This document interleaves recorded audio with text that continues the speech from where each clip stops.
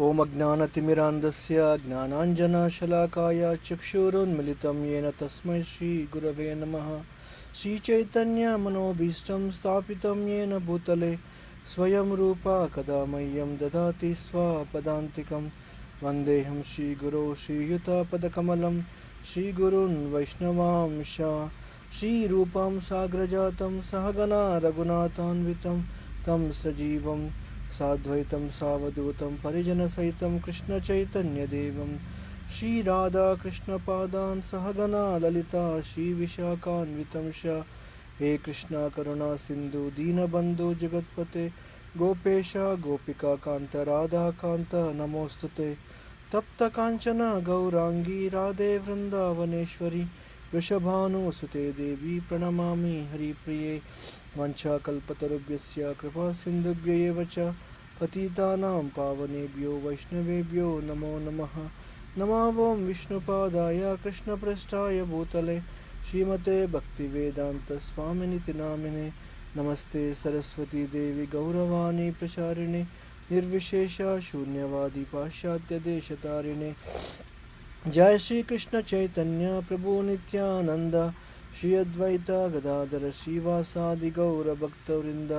हरे कृष्णा कृष्णा कृष्णा हरे हरे हरे राम राम राम हरे हरे। हरे कृष्ण భక్తులందరికీ స్వాగతం అండి.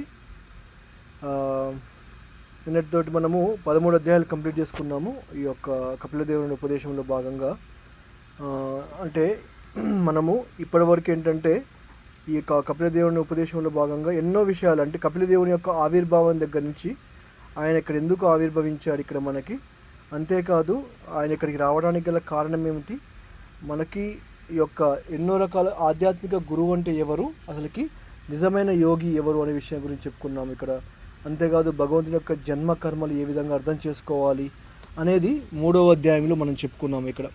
తర్వాత మనం ఏం చెప్పుకున్నాము, భగవంతుని యొక్క జన్మకర్మ గురించి తెలుసుకున్నాక ఏం చెప్పుకున్నాం మనము, ఆధ్యాత్మిక గురువుని ఏ విధంగా మనము వెళ్ళి ఆయన్ని శరణాగతి ఏ విధంగా తీసుకోవాలనేది తర్వాత చెప్పుకున్నాము ఇక్కడ. అప్పుడు ఎప్పుడైతే దేవావతి కపిల భగవానుని యొక్క శరణాగతి ఎప్పుడైతే పొందిందో ఆయన ఏం చేశాడు, జ్ఞానాన్ని చెప్పడం మొదలుపెట్టాడు ఇక్కడ. ఏ విధంగానైతే భగవద్గీతలో అర్జునుడు ఎప్పుడైతే కృష్ణుడిని గురువుగా అంగీకరించడం మొదలుపెట్టిన తర్వాత ఏం చేశాడు, కృష్ణుడు భగవద్గీత జ్ఞానాన్ని ఇవ్వడం మొదలుపెట్టారన్నమాట ఇక్కడ. దేవావతి కూడా అదే చేసింది ఇక్కడ. మనం ఆధ్యాత్మిక గురువుని ఏ విధంగా అంగీకరించాలి, ఇక్కడ మనము ఎలాంటి ఆధ్యాత్మిక గురువుని మన జీవితంలో తీసుకోవాలి అనే దాని గురించి ఆమె అడిగిన తర్వాత ఏం చేశాడు, కపిల భగవానుడు ఆమె యొక్క జీవితాన్ని తన యొక్క చేతుల్లోకి తీసుకున్నాడు. అంటే ఇక్కడ ఆమెని ఏ విధంగా సరే జ్ఞానాన్ని ఇచ్చేసి ముక్తి పొందించాలని చెప్పి కూడా ప్రయత్నించాడు ఇక్కడ. అప్పుడు దేవావతి ఏం చేసింది, ఈ జ్ఞానం గురించి అడగడం మొదలుపెట్టింది అనమాట. అప్పుడు కపిల భగవానుడు ఏం చేశారంటే ఈ యొక్క ఆత్మ సాక్షాత్కార తత్వం గురించి, లేకపోతే ఆ దేహం గురించి, ఆత్మ గురించి ఇవన్నీ చెప్పుకుంటూ ముందుకెళ్ళిపోయాడు ఇక్కడ మనకి. తర్వాత ఈ యొక్క భక్తి యోగము అన్నిటికంటే ఉత్తమమైన యోగం ఏ విధంగా ఉంది అనే విషయం గురించి కూడా చెప్పడం జరిగింది ఇక్కడ. సో మనం ఈ యొక్క ఆత్మ సాక్షాత్కారంలో మన మనస్సుని ఏ విధంగా శుద్ధిపరచుకోవాలి, ఎందుకంటే ఈ యొక్క భక్తి యోగంలో ఏమైపోతుందంటే మనం చేసే సాధన ద్వారా కానీ మనం చేసే భక్తి ద్వారా ఏమైపోతుంది, మన మనస్సు అనేది శుద్ధిపడిపోతుంది ఇక్కడ. లేకపోతే ఏమైపోతుంది, మన మనస్సు అనేది చాలా చంచలంగా ఉందన్నమాట ఇక్కడ, ఎక్కడ కూడా స్థిమితంగా లేకుండా పోయింది. కాబట్టి ఇక్కడ దేవావతి ఏమడిగింది ఇక్కడ, నేను ఈ యొక్క నా మనస్సుని ఏ విధంగా కంట్రోల్లో పెట్టుకోవాలి ఇక్కడ అని దానికి కపిల భగవానుడు క్లియర్గా ఆయన చెప్పాడు ఏంటిదనే దాని గురించి కూడా. తర్వాత ఆధ్యాత్మికమైన ఆసక్తి, భౌతికమైన అనాసక్తి, ఆ రెండింటిని ఏ విధంగా పెంచుకోవాలో కూడా మనం చెప్పుకున్నాం ఇక్కడ. ఆధ్యాత్మికంగా ఆసక్తి పెరగాలి అంటే మనం ఏం చేయాలి, భౌతికమైన వాటి పట్ల అనాసక్తి పెంచుకుంటూ వెళ్ళిపోవాలి ఇక్కడ. ఎప్పుడైనా సరే మనకి ఏదైనా విషయం పైన మనం ఏదైనా సరే ఉన్నతమైన విషయం పైన ఆసక్తి కలగాలి అంటే ఏం చేయాలి, న్యూన్యమైన వాటిని వదిలిపెట్టాలన్నమాట, అంటే తక్కువమైన వాటిని వదిలిపెడుతూ ఉండాలి ఇక్కడ. అదేవిధంగా భగవంతుని యొక్క భక్తియుత సేవ అనేది చాలా ఉన్నతమైనది ఇక్కడ. మనం అలాంటి భక్తియుత సేవ మనకు రావాలంటే ఏం చేయాలి, భౌతికమైన విషయాల పట్ల అనాసక్తి పెంచుకుంటూ మనం వెళ్ళిపోవాలి ఇక్కడ. అలా వెళ్ళిపోయిన తర్వాత ఏం చెప్పారు, అసలు నిజమైన సాధువు అంటే ఎవరు అనే దాని గురించి చెప్పుకున్నాడు భగవంతుడు ఇక్కడ. మీరు ఆ సాధువుని ఏ విధంగా మీరు అంగీకరించాలి ఇక్కడ మనకి. తితీక్షవ కారుణిక సువృధ సర్వదేహిన అజాతశత్రువో శాంతవ సాధవ సాధుభూషణ అనేది గురించి చెప్పుకున్నాము. ఈ యొక్క 6 లక్షణాలు ఏవైతే ఉన్నాయో ఇవి సాధువులో ఉంటాయి. ఇక్కడ సాధువులో ఈ లక్షణాలు ఉన్నాయి కాబట్టి ఆయన ఏం చేస్తున్నాడు, మనకందరికీ కూడా ఈ జ్ఞానాన్ని ఊరూరా తిరుగుతూ పంచుతున్నాడు అనమాట. తన జీవితం గురించి కాకుండా ఆయన ఏం చేస్తున్నాడు, ప్రపంచంలో ఉన్న వాళ్ళ గురించి ఆలోచిస్తూ భక్తి మార్గంలో ముందుకు తీసుకెళ్ళిపోతున్నాడు అనమాట, ప్రపంచంలో ఉందని కూడా. తర్వాత ఏం చెప్పుకున్నాం మనము, ఈ యొక్క శ్రవణము ద్వారా ఈ యొక్క భగవంతుడితోని సాంగత్యము ఏ విధంగా పొందాలి, ఇక్కడ మనకి భగవంతుని యొక్క సాంగత్యంలోకి ఏ విధంగా వెళ్ళాలి, అది వెళ్ళాలి అంటే మనము ఓన్లీ శ్రవణం ఒక్కటే దాని యొక్క మార్గం ఇక్కడ. ఎందుకంటే శ్రవణంలోనే ఈ జ్ఞానాన్ని ఒక ఆధ్యాత్మిక గురువు ద్వారా తీసుకుంటున్నాం కాబట్టి ఎలాంటి మన జీవితాన్ని ఏ విధంగా ఉంచుకోవాలి, లేకపోతే ఎలాంటి శ్రవణం చేస్తే భగవంతు యొక్క రూప గుణాలు ఏవైతే ఉంటాయో వాటిని విన్నప్పుడు ఏమైపోతుంది ఇక్కడ, నేను కూడా భగవంతునితోని సాంగత్యంలోకి వెళ్ళిపోవాలి. ఇక్కడ ఏ విధంగానైతే మనము మన కుటుంబ సభ్యులతోని సాంగత్యంలో ఉంటాం, ఇక్కడ భౌతిక ప్రపంచంలో ఎంతమందితోని సాంగత్యం ఉంటాం ఇక్కడ. కాకపోతే ఈ సాంగత్యం అనేది ఈ జన్మ వరకే ఉంటుంది ఇక్కడ. కాకపోతే ఈ భక్తి యోగంలో మనం తీసుకునే సాంగత్యం ఏదైతే ఉంటుందో అది జన్మ జన్మలకి మనం వచ్చేస్తుంది అనమాట ఇక్కడ. అందుకని ఇక్కడ ఏం చెప్పారు, ఇక్కడ మీరు వినే శ్రవణం ద్వారా ఈ జ్ఞానాన్ని తీసుకొని ఏ విధంగా భక్తి యోగంలోకి రావాలి, అదేవిధంగా భగవంతుని సాంగత్యంలోకి ఏ విధంగా రావాలి అనేది మనము 12వ అధ్యాయంలో చెప్పుకున్నాము ఇక్కడ. తర్వాత నిన్నటి 13వ అధ్యాయం ఏం చెప్పుకున్నాము, మన పరిపూర్ణమైన జ్ఞానాన్ని ఏ విధంగా పొందాలి ఇక్కడ. ఆ పరిపూర్ణమైన జ్ఞానాన్ని పొందాలంటే ఏం చేయాలి, ఇక్కడ శరణాగతి పొందాలన్నమాట. ఇక్కడ ఏ విధంగా అయితే దేవవతి శరణాగతి పొందిందో అదేవిధంగా మనం యొక్క శరణాగతి పొందామనుకోండి, అప్పుడు ఏమైపోతుంది, మనలో కూడా పూర్తి జ్ఞానం అనేది రావడం కూడా కలుగుతుంది ఇక్కడ, రైట్. సో అది నిన్నటి వరకు మనం చెప్పుకున్నాం, 13వ అధ్యాయంలో చెప్పుకున్నాం. ఈరోజు ఈ యొక్క 14వ అధ్యాయంలో మనం ఏం చెప్పుకోబోతున్నామంటే ఈ యొక్క పరమోన్నతమైన మోక్షమే భక్తి అని చెప్పేసి అంటున్నారు ఇక్కడ మనకి. ఈ ప్రపంచంలో ఏ భక్తి మార్గంలో ఎవరు ఏది చేసినా కానీ వాళ్ళు దేనికోసం ప్రయత్నిస్తున్నారు, ఇక్కడ మోక్షం పొందాలని చెప్పి ప్రయత్నిస్తున్నారు. ఏదో విధంగా నేను మోక్షం పొందాలి ఇక్కడ, కానీ ఆ మోక్షం అనేది వాళ్ళకి సాధ్యం కావట్లేదు ఇక్కడ. ఎందుకు, ఆ మోక్షం అనే పద్ధతిలో వాళ్ళు ఏం చేస్తున్నారంటే చేయవలసిన యోగాన్ని చేయకుండా వేరు యోగాలు చేసుకొని ఏం చేస్తున్నారు, మళ్ళీ పతనం పొందుతున్నారు అన్నమాట ఇక్కడ. కానీ భక్తి యోగంలో మనం కనుక ఈ భక్తి చేసినప్పుడు భక్తులు మోక్షాన్ని కోరుకోరు, అది గమనించాలి ఇక్కడ మనం. ఇక్కడ భక్తులు ఎప్పుడు కూడా నాకు మోక్షం కావాలి ఇక్కడ అనే విషయం గురించి ఆలోచించారు ఇక్కడ మనకి. మనకున్న 5 రకాల ముక్తులు ఏవైతే ఉన్నాయో ఆ 5 రకాల ముక్తులు కూడా భక్తులు ఎప్పుడు కూడా ఆలోచించారు ఇక్కడ. మీకు ఎవరికైనా తెలుసా, గుర్తున్నాయా 5 రకాల ముక్తులు ఏంటనేది?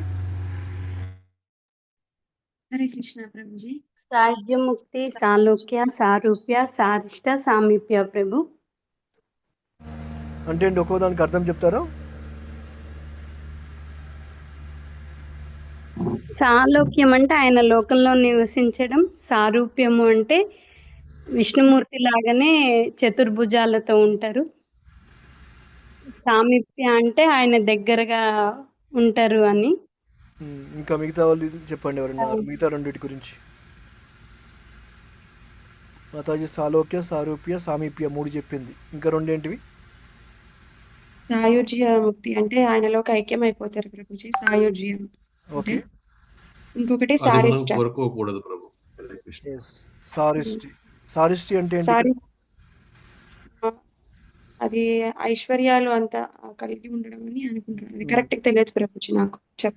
భగవంతుని యొక్క ఐశ్వర్యాలు మొత్తం కూడా మనం రావాలని కోరుకోవడం సారిష్టి అనమాట ఇక్కడ, రైట్. ఈ 5 రకాల ముక్తులు అనేది ఎవరైనా సరే ప్రయత్నిస్తూ ఉంటారు ఎప్పుడైనా సరే.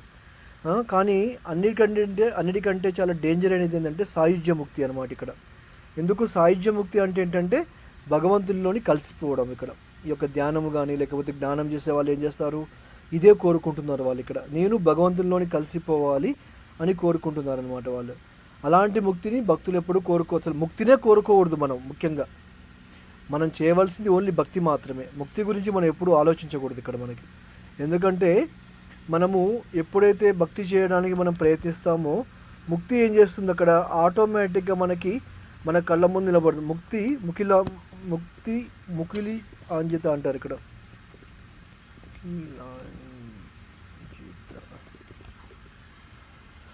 సో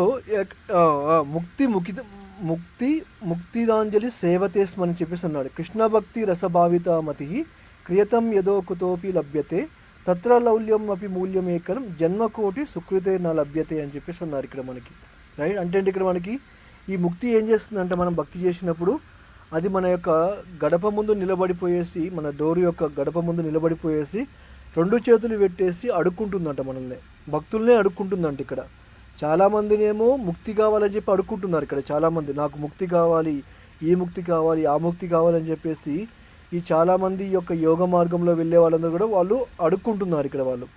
కానీ ఈ యొక్క భక్తి మార్గంలో ఎప్పుడైతే మనం భక్తి చేస్తామో అప్పుడు ఏమైపోతుందంట, ఆ యొక్క ముక్తిదేవినే మన ఇంటి దగ్గరకు వచ్చేస్తుందంట. ముక్తిదేవి మన ఇంటి దగ్గరకు వచ్చేసి నేను ముక్తి ఇస్తాను తీసుకోమని చెప్పేసి అంటుందంట ఇక్కడ మనకి. కానీ భక్తులు ఏమంటారు ఇక్కడ, నాకు ముక్తి అవసరం లేదు, నాకు భక్తి మాత్రమే కావాలని చెప్పేసి అంటారు ఇక్కడ. అది భక్తి యోగం యొక్క గొప్పతనం మనం ఇక్కడ. కాబట్టి మనము భక్తి చేసామనుకోండి, ముక్తి అనేది ఆటోమేటిక్గా వచ్చేస్తుంది ఇక్కడ మనకి, రైట్. ఇంతకుముందు చెప్పాను కూడా మీకు, ఇది బై ప్రొడక్ట్ అనమాట ఇక్కడ మనకి. ఇప్పుడు పాలని మనం చిలికామనుకోండి, దాని బై ప్రొడక్ట్ ఏంటి మనకి ఇక్కడ, వెన్న రావడం అనేది ఉంటుంది ఇక్కడ మనకి. పాలల్లో తోడేస్తే ఏమైపోతుంది, పెరుగు అయిపోతుంది ఆటోమేటిక్ ఇక్కడ. అంటే అది ఆటోమేటిక్ అయిపోతుంది, మన దగ్గరుండి పెరుగు చేయాల్సిన అవసరం లేదు ఇక్కడ మనకి. ఆ పాలల్లో తోడేస్తే సరిపోతుంది, అది పెరుగుగా మారిపోతుంది ఇక్కడ మనకి, రైట్. సో అదేవిధంగా మనం ఎప్పుడైతే భక్తి చేస్తామో ఆ ముక్తి అనేది మనకు ఆటోమేటిక్ వచ్చేస్తుంది అనమాట. దానికోసం మనము ఎక్కువగా ఎదురు చూడాల్సిన అవసరం లేదు ఇక్కడ మనకి. కాబట్టి భక్తిలో మాత్రమే ఈ ముక్తిని పొందగలుగుతాము. అలా ఎలాంటి ముక్తి పొందగలుగుతాము, మళ్ళీ భౌతిక ప్రపంచంలోకి రాకుండా ఉండే ముక్తి పొందుతాము ఇక్కడ. అది భక్తి యొక్క గొప్పతనం మనకి ఇక్కడ. ఏ విధంగానైతే ఇప్పుడు ఈ భౌతిక ప్రపంచంలో కూడా ఒక ఉదాహరణ తీసుకోవాలనుకుంటే ఇక్కడ తండ్రి యొక్క ఆస్తి అనేది పిల్లలకి ఆటోమేటిక్గా వస్తుంది ఇక్కడ. అది మన ప్రత్యేకంగా మనం చెప్పాల్సిన అవసరం లేదు ఇక్కడ మనం, రైట్. ఎప్పుడైతే ఆ పిల్లవాడు మంచిగా తండ్రి చెప్పిన మాట వినుకుంటూ, లేకపోతే అన్ని పాటించి మంచిగా చదువుకొని మంచి బాధ్యతలో ఉన్నాడనుకోండి, తండ్రి ఏం చేస్తాడు, ఆటోమేటిక్గా ఆస్తిని అనేది తనకి పిల్లలకి ఇచ్చేస్తాడు ఇక్కడ మనకి, రైట్. అదేవిధంగా మనం కూడా భక్తి చేసామనుకోండి, ముక్తి అనేది మనకి ఆటోమేటిక్గా వచ్చేస్తుంది ఇక్కడ. మనం ప్రత్యేకంగా ముక్తి కోసం మనం ఎదురు చూడాల్సిన అవసరం లేదన్నమాట ఇక్కడ. అది భక్తి యొక్క గొప్పతనం ఇక్కడ. అందుకని ఇక్కడ ఏం చెప్తున్నారు ఇక్కడ, ఈ యొక్క మన ఈ పరమోన్నతమైన మోక్షమే నిజమైన భక్తి అని చెప్పేసి కూడా ఇక్కడ ఈ శ్లోకంలో 31వ శ్లోకంలో మనకి ఇక్కడ చెప్తున్నారన్నమాట ఇక్కడ మనకి, రైట్. ఇది జస్ట్ అసలు భక్తి అంటే ఏంటి, ముక్తి అంటే ఏంటి అనే దాని గురించి మనము ఇంతసేపు చర్చించుకున్నాము ఇక్కడ, రైట్. ఆ యొక్క ముక్తి గురించి, ఆ భక్తి గురించి ఇప్పుడు మాట్లాడుతున్నారు ఇక్కడ. అంటే భక్తి యాజ్ అల్టిమేట్ రివల్యూషన్. మనకి ఈ యొక్క భక్తి అంటే ఏంటి ఇక్కడ మనకి, ఆ మోక్షాన్ని పొందడమే పరమోన్నతమైన విషయం అన్నమాట ఇక్కడ. అదే భక్తి అని చెప్పేసి అంటున్నారు ఇక్కడ. కాబట్టి భక్తి చేస్తే ఆటోమేటిక్గా ముక్తి వస్తుందని చెప్పేసి ఇక్కడ మనం అర్థం చేసుకోవాలి ఇక్కడ. ఇప్పుడు ఈ శ్లోకంలో ఈ యొక్క 14వ అధ్యాయంలో మైత్రేయ ముని ఇంకా విదురుడికి చెప్తున్నాడు ఇక్కడ. అదేంటో మనము ఇప్పుడు 31వ శ్లోకంలో తెలుసుకునే ప్రయత్నం చేద్దాం ఇక్కడ. ఓకే. కృష్ణ ప్రభు, ఇప్పుడు పాలు తోడు పెడితే పెరుగుగా మారడము చంద్రుడి యొక్క కిరణాలు పడా ప్రభు? అదేం లేదు, మనం ఇంట్లోనే పెడతాం కదా, మనం ఎప్పుడు మనం బయట పెట్టాం కదా. ఓకే. సో పాలు పెరుగుగా మారిపోవడానికి చంద్రుని కిరణాలు సంబంధం లేదు ఇక్కడ. కాకపోతే ఏంటంటే ఎప్పుడైతే మనము మామూలుగా ఏంటి, ఇప్పుడు ఒక స్వీట్ రైస్ చేశారనుకోండి, మీరు స్వీట్ రైస్ చేసేసి మీరు డాబా పైన పెట్టేసేసి మీరు ఆ రాత్రి అంటే పౌర్ణమి రోజు రాత్రి ఉంచారనుకోండి, ఆ కిరణాల వల్ల ఆ స్వీట్ రైస్ ఏదైతే ఉంటుందో అది ఇంకా మధురంగా మారిపోతుంది అన్నమాట ఇక్కడ. సో ఒక పండుగ కూడా ఉంటుంది ఒకటి, ఈ యొక్క పంచమి కాదు, పూర్ణిమ ఏదో ఉంటుంది ఇక్కడ మనకి. శరత్ పూర్ణిమ మనం సెలబ్రేట్ చేసుకుంటాము, మీకు గుర్తుందా మీకు? శరత్ పూర్ణిమ భగవంతుడు రాసలీల చేసిన రోజు, అది శరత్ పూర్ణిమ రోజు ఇక్కడ. మామూలుగా భక్తులు ఏం చేస్తారంటే ఆ రోజు భగవంతుడికి మంచి కీర్ వండేసేసి, కీర్ అంటే మీకు తెలిసింది కదా, రైస్ తోటి లేకపోతే పాలు ఈ యొక్క పంచదార వేసేసి చేస్తారు ఇక్కడ. రైస్ చాలా తక్కువగా ఉంటుంది, పాలు ఎక్కువగా ఉంటాయి. దాన్ని బాగా ఎక్కువసేపు ఉంచుతారు, లో ఫ్లేమ్లో ఉంచేసి దాన్ని కుక్ చేసిన తర్వాత అది ఒక మంచి కీర్ లాగా మారిపోతుంది అనమాట. ఆ రోజు ఏం చేస్తారంటే భక్తులు ఆ యొక్క వండిన కీర్ ఏదైతే ఉంటుందో దాన్ని తీసుకెళ్ళేసి ఆ డాబా పైన పెట్టేస్తారనమాట ఇక్కడ. ఎందుకు? భగవంతుడు ఆ రోజు రాసలీల చేసే అలసిపోతాడు కాబట్టి ఆయన వచ్చి తింటాడని చెప్పేసి ఒక అభిప్రాయం ఇక్కడ. కాబట్టి ఆయనకి ఏం చేస్తారు ఇక్కడ, అక్కడ నైట్ అంతా అక్కడ పెట్టేసి ఏమైపోతుంది, ఆ పౌర్ణమి కిరణాలు ఏవైతే ఉంటాయో ఆ యొక్క కీర్లోకి వెళ్ళిపోయేసి చాలా మధురంగా మారిపోతుంది ఇక్కడ. తెల్లారి ఏం చేస్తారు భక్తులు, దాన్ని తీసుకెళ్ళి భగవంతుడికి నైవేద్యంగా పెట్టడం కూడా చేస్తారన్నమాట ఇక్కడ. కాబట్టి అది ఆ విధంగా చేస్తారు. బట్ మన ఇంట్లో లోపలికి చంద్రుడి కిరణాలు రావు లోపలికి. ఓన్లీ బయట ఉన్న చెట్లకు మాత్రమే మనం చెప్తాం కదా. ఇప్పుడు చెట్లు మన ఇంటి లోపల కాయం కదా, కాపించాం కదా, బయట ఉంటాయి చెట్లు కూడా. కాబట్టి మన పండ్లు కానీ కూరగాయలు కానీ ఏదైతే బయటనే కాస్తాయి కాబట్టి అప్పుడు చంద్రకిరణాలు పడ్డప్పుడు దాంట్లోకి పోషకాలు వెళ్ళిపోతాయి. ఇక్కడ మన ఇంట్లోకి చంద్రకిరణాలు అనేవి రావన్నమాట ఇక్కడ. సో పెరుగు తోడుకోవడానికి చంద్రకిరణాలకి ఎలాంటి సంబంధం లేదు మాతాజీ. హరే కృష్ణ ప్రభు. దీన్ని మహారాష్ట్రలో జరుపుతారు ప్రభు, చూసాము. అక్కడ ఉన్న రోజులు కోజలగిరి అంటారు. రైట్. మిడ్ నైట్ 12 o'clock చంద్రుడు కరెక్ట్ గా 90 degrees లో పడాలన్నమాట. అప్పటిదాకా కూడా ఆ స్టవ్ ఆన్ లో ఉంటుంది, పాలు అవన్నీ కూడా పైన చేస్తారు. ఇంట్లో చేసి తీసుకెళ్లారు, రైట్ రైట్. పైన చేసి పైన ఉంచుతారు అలా అవునండి. చూసాను. కానీ ఇక్కడ తక్కువ అనుకుంటా, ఇక్కడ జయంగా చూడలేదు మరి నేను. మన తెలంగాణ కానీ మన సైడ్ లేదు ఇక్కడ మనకి. బట్ భక్తులు చేస్తారు, ఇస్కాన్లో ఉన్న వాళ్ళు చేస్తారు, శరద్ పూర్ణిమ రోజు చేస్తారు. ఓకే, ఇది ఒక ఫెస్టివల్ లాగానే జరుపుతారు ప్రభు. ఎస్, చాలా పెద్ద ఫెస్టివల్ శరద్ పూర్ణిమ అనేది. ఇక్కడ భగవంతుడు రాశిలీల చేసిన రోజు కాబట్టి ఆ రోజు. హరే కృష్ణ ప్రభు. హరే కృష్ణ. ఓకేనా, శ్లోకంలోకి వెళ్ళిపోదాం మనం. ఓకే, హరే కృష్ణ. సో ఈ 31వ శ్లోకంలో మైత్రేయుడు చెప్తున్నాడు అనమాట. ఏం చెప్తున్నాడంటే, విధివార్తం కపిలో మాతురిత్తం జాత స్నేహో యత్ర తన్వాభిజాతః తత్తావాన్ మన్యం యత్ ప్రవదంతి సంఖ్యం ప్రోవోచ వై భక్తి వితాన యోగం. ఇక్కడ ఏం చెప్తున్నాడంటే, మైత్రేయమును ఏం చెప్తున్నాడంటే, తల్లి వచనమును ఆలకించిన కపిలదేవుడు ఆమె ఉద్దేశమును ఎరగగలెను. ఆ జనని గర్భము నుండి జన్మించినందున ఆమె ఎడల మిగులు దయాళుడయ్యను. ఆ విధముగా అతడు గురు శిష్య పరంపరలో ప్రాప్తించడి సాంఖ్యతత్వమును అంటే భక్తియోగ సేవ, భక్తియుక్త సేవ మరియు యోగానుభూతి యొక్క సమ్మేళనమును వివరించెను. ఇప్పుడు ఈ యొక్క శ్లోకంలో భగవంతుడు ఏం చేస్తున్నాడంటే, అసలు నిజమైన సాంఖ్యతత్వం ఏమిటనే దాని గురించి ఇప్పుడు చెప్తున్నాడు కపిల భగవానుడు ఇక్కడ. రైట్. ఎందుకంటే తల్లి ఇంతసేపు ప్రశ్నలు అడిగింది, ఇక్కడ ఆమెకు సమాధానాలు చెప్పాడు, ఇక్కడ ఆమె యొక్క ఉద్దేశాన్ని తెలుసుకున్నాడు ఇక్కడ కపిల భగవానుడు. ఇక్కడ ఆమె గర్భంలో జన్మించాడు కాబట్టి ఆమె పట్ల చాలా దయాలుగా మారిపోయేసి, చాలా దయ కలిగిన వాడైపోయేసి ఏం చేస్తున్నాడు ఇక్కడ ఆయన, ఈ గురు శిష్య పరంపరలో వచ్చే సాంఖ్యతత్వం ఏదైతే ఉంటుందో దాని గురించి ఇప్పుడు వివరించబోతున్నాడు అని చెప్పేసి కపిల భగవానుడు ఇప్పుడు చెప్తున్నాడు అనమాట. ఇక్కడ ఏం చెప్తున్నారు, ఇక్కడ నాస్తిక కపులుని ద్వారా ప్రతిపాదించిన సిద్ధాంతము భౌతిక మూలకముల యొక్క విశ్లేషణ. ఇంతకుముందు మీకు చెప్పాను కదా, మనకు మొట్టమొదటిలో చెప్పుకున్నాం. ఇక్కడ 2 రకాల కపిలులు ఉన్నారు. ఇక్కడ ఒకరు భగవంతుడు కపిల భగవానుడు, ఇంకొకరు నాస్తిక కపిలుడు అనమాట. ఇక్కడ నాస్తికమైన కపిలుడు ఏం చేస్తాడు, ఇక్కడ ఈ భౌతిక మూలాలు అంటే ఏంటి, వాటి యొక్క విశ్లేషణ అంటే ఏంటి, ఇక్కడ అవి ఎలా ఉన్నాయనే వాటి గురించి నాస్తికమైన కపిలుడు పలికాడు ఇక్కడ మనకి. రైట్. ఈ నాస్తిక సిద్ధాంతం ఏదైతే ఉంటుందో దీనినే పాశ్చాత్య దేశాల్లో ఉన్న తత్వవేత్తలు ఎవరైతే ఉంటున్నారో వాళ్ళు చాలామంది కొనియాడారనమాట. ఇక్కడ అంటే ఏంటి, ఇక్కడ ఇది చాలా గొప్పది అని చెప్పేసి వాళ్ళు గొప్పగా కొనియాడారు ఈ యొక్క నాస్తిక సిద్ధాంతం గురించి ఇక్కడ మనకి. కానీ ఇక్కడ దేవావతి కుమారుడైన కపిలదేవుడు ఏం చేస్తున్నాడంటే ఈ యొక్క సాంఖ్యయోగాన్ని వివరిస్తున్నారు, డీటెయిల్గా వివరిస్తున్నారు ఇక్కడ మనకి. ఎందుకంటే దీని గురించి ఎవరికి తెలియదు. ఇక్కడ వాళ్ళకి తెలిసిందల్లా కూడా నాస్తికమైన కపిలుడు చెప్పిన వాటి గురించి తెలుసు తప్పిస్తే నిజమైన ఈ యొక్క కపిల భగవానుడు ఏమి చెప్పాడనే విషయం గురించి వాళ్ళకి తెలియదు ఇక్కడ మనకి. ఇక్కడ కాబట్టి ఈ సాంఖ్యయోగంలో మనం భక్తి ఏ విధంగా చేయాలనేది చెప్తున్నారు ఇక్కడ. ఎందుకంటే నాస్తికమైన కపిలుడు ఉన్నారు సారా, ఆ యొక్క నాస్తికుడు చెప్పిన ఈ యొక్క ఏదైతే సాంఖ్యయోగం ఏదైతే ఉంటుందో దాంట్లో భక్తి అనేది లేదు ఇక్కడ మనకి. సాంఖ్యము అంటే ఏంటి, ఇక్కడ మనకి లెక్కలు కదా, మనకు తెలిసింది ఏంటి సాంఖ్యయోగం అంటే లెక్కలు అనమాట. ఇక్కడ ఆయన ఏం చేశారు, ఇక్కడ 24 మూలకాలు ఉంటాయి, ఇవి ఇలా కలుపుతాయి, ఇవి ఇలా వస్తాయి, వీటన్నిటి గురించి చెప్పాడు ఇక్కడ. కానీ ఈ యొక్క ఏవైతే 24 యొక్క మూలకాలు ఏవైతే ఉన్నాయో వాటిని భక్తి యోగంలో ఏ విధంగా చూడాలి అనేది ఇక్కడ కపిల భగవానుడు మనకి వివరిస్తున్నాడు అనమాట ఇక్కడ.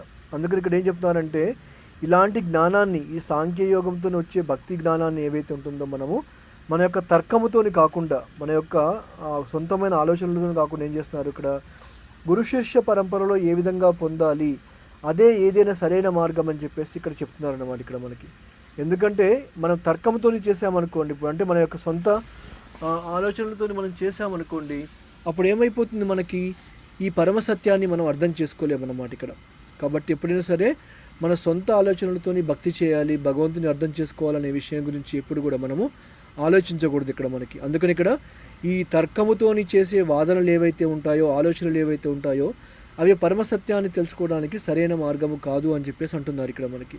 అందుకని వీళ్ళు ఏం చేస్తున్నారు ఇక్కడ, ఈ పాశ్చాత్యంలో ఉన్న తత్వవేత్తలు కానీ ఏం చేస్తున్నారు ఇక్కడ, ఈ పరమసత్యాన్ని ఆరోహణ పద్ధతి తర్కము ద్వారా, అంటే ఏంటి ఇక్కడ మనకి ఆరోహణ అంటే ఏంటి ఇక్కడ మీకు ఆరోహణ అవరోహణ తెలుసు కదండి. ఆరోహణ అంటే ఏంటి ఇక్కడ, కింద నుంచి పైకి ప్రభు. కింది నుంచి పైకి, ఎగ్జాక్ట్లీ. సో మామూలుగా మనకి భక్తి యోగం అంటే ఏమని చెప్పుకున్నాము, పైనుంచి కిందికి వచ్చిందని చెప్పుకున్నాం. మనకి అవరోహణ పద్ధతిలో వచ్చింది ఇక్కడ మనకి.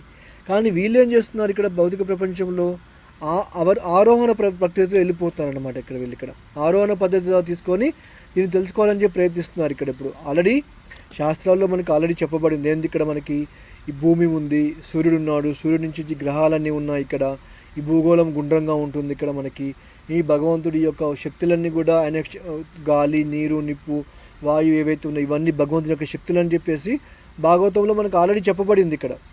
భక్తులమైన మనకేంటి ఇక్కడ మనకి అది చెప్పినని మనకి ఆల్రెడీ తెలుసు కాబట్టి మనం నమ్మేస్తున్నాం ఇక్కడ.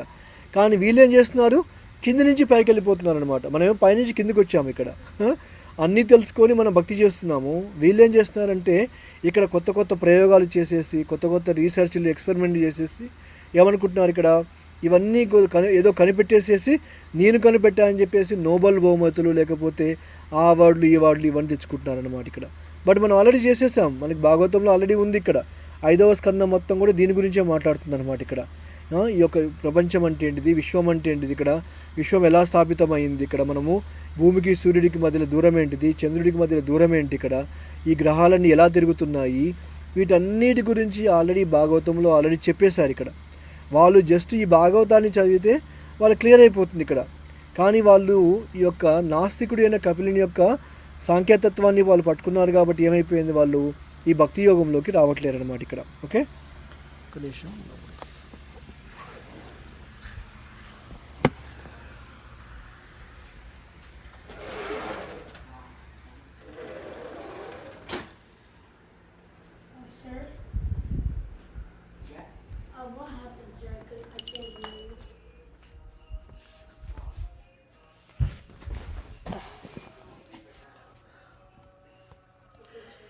ఇక్కడ ఏం చెప్తున్నారంటే వాళ్ళు ఆరోహణ పద్ధతిలో వెళ్ళేసి జ్ఞానాన్ని తెలుసుకుందాం అని చెప్పి వాళ్ళు అనుకుంటున్నారు ఇక్కడ. కానీ మరో పద్ధతి, అవరోహణ పద్ధతి ఏదైతే ఉంటుందో అది పరంపర పద్ధతి అనమాట. ఇక్కడ పరంపరలో మనం ఏదైతే జ్ఞానాన్ని తీసుకుంటున్నామో అది నిజమైన పద్ధతి అని చెప్పేసి అంటున్నారు ఇక్కడ. ఎందుకు, ఉన్నత ప్రమాణాల చేత జ్ఞానం అందించబడింది కాబట్టి అది సరైన పద్ధతి అనమాట ఇక్కడ మనకి. ఇప్పుడు మనం ఉన్నామనుకోండి, మన జీవితంలో మనకి మన తల్లిదండ్రులు చెప్పింది లేకపోతే మన యొక్క తాతలు వాళ్ళు చెప్పింది ఏంటి, ఇక్కడ అదే జ్ఞానాన్ని తీసుకుంటూ వచ్చేస్తూ మనం కొద్ది గొప్ప మనం ఫాలో అవుతున్నాం భౌతికంగా కూడా మనకి కదా. సో అదేవిధంగా భక్తి జీవితం కూడా ఏంటంటే ఒక గురు శిష్య పరంపరలో వచ్చిన పరంపర ఏదైతే ఉంటుందో ఆ విధంగా తెలుసుకోవడమే నిజమైన పద్ధతి అనమాట. ఇక్కడ భగవద్గీతలో ఎన్నో రకాల యోగ పద్ధతుల గురించి వివరించబడింది ఇక్కడ. కానీ అన్నిటిలో కూడా గొప్ప పద్ధతి ఏమని చెప్పారు ఇక్కడ, భక్తి యోగం అనేది ఉన్నతమైన పద్ధతి అని చెప్పేసి కూడా క్లియర్గా అక్కడ మనకి చెప్పడం కూడా జరిగింది ఇక్కడ మనకి. అందుకనే భగవద్గీతలో ఏం చేశారు, ఫస్ట్ కర్మయోగము 6 అధ్యాయాల్లో పెట్టారు ఇక్కడ, చివరి 6 అధ్యాయాల్లో జ్ఞానయోగాన్ని పెట్టారు ఇక్కడ, మధ్యలో భక్తి యోగాన్ని పెట్టారనమాట ఇక్కడ. దీన్ని దేంతో పోలుస్తారంటే ఒక ఒక ఒక ఆవరణాల ఒక పెట్టె ఉందనుకోండి. ఇప్పుడు మనకి ఆ ఆవరణాల పెట్టెలో మనకి ఏది ఇంపార్టెంటు, లోపల ఏదైతే పెడతామో అవి ఇంపార్టెంట్ ఇక్కడ మనకి. పైన ఉన్న లిడ్ మనకు అవసరం లేదు ఇక్కడ, కింద ఉన్న మూత కూడా మనకి పెద్ద ప్రాముఖ్యం లేదు ఇక్కడ మనకి. ఇప్పుడు ఊరికే ఎంటీది అక్కడ పెట్టామనుకోండి మనం పెద్దగా పట్టించుకోము ఇక్కడ.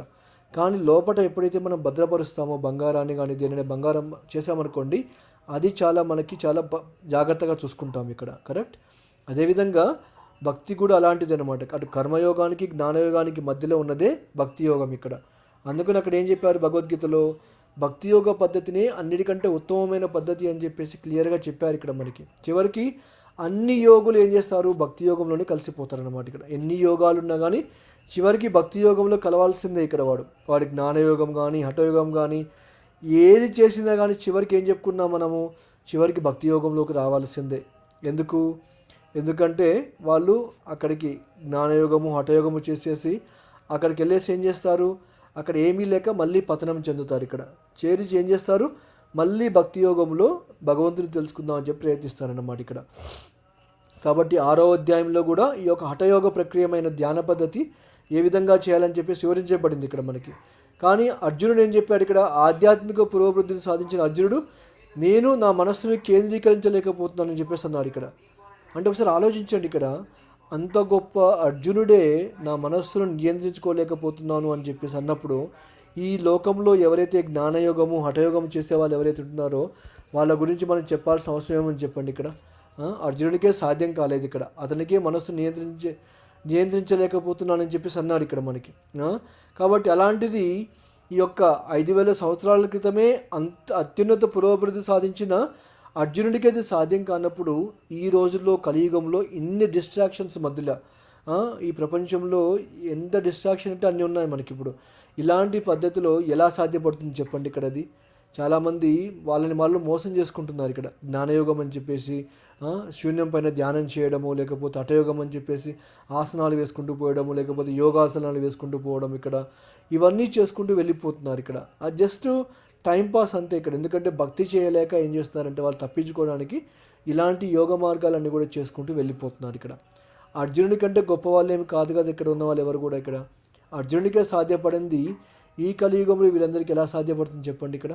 అది సాధ్యమయ్యే విషయం అనేది కాదు ఇక్కడ మనకి. కాబట్టి ఈ యోగ పద్ధతి ఏదైతే ఉంటుందో, అంటే కర్మయోగం కానీ జ్ఞానయోగం కానీ హఠయోగం ఏదైతే ఉంటుందో ఇది ఆచరించడము సాధ్యం కాదని చెప్పేసి అర్జునుడు క్లియర్గా చెప్పాడు ఇక్కడ. ఎందుకంటే చంచలమీ మనః కృష్ణ ప్రమాతి బలవదృఢం తస్యాహం నిగ్రహం అన్యే వాయురివాయు దుష్కృతం అని చెప్పేసి అన్నాడు ఇక్కడ. అంటే ఇక్కడ నా మనస్సు అనేది చంచలంగా ఉండిపోయింది ఇక్కడ మనకి. నేను వాయువునన్నా సరే ఆధీనంలో పెట్టగలుగుతాను కానీ కృష్ణ నా మనస్సును ఆధీనంలో పెట్టలేరని చెప్పేసి అంటున్నారు ఇక్కడ వీళ్ళు. ఈ సోకాళ్ళు యోగులు ఎవరైతే ఉంటున్నారో, జ్ఞానయోగం అని చెప్పి హఠయోగం చేసే వాళ్ళు ఎవరైతే ఉంటున్నారో అన్నీ వదిలిపెట్టేసి హిమాలయాలకు వెళ్ళి చేసుకోవడం అది వేరు. అక్కడ ఏమీ ఉండదు కాబట్టి ఓకే, కొద్ది గొప్పనే సాధ్యపడుతుంది ఇక్కడ.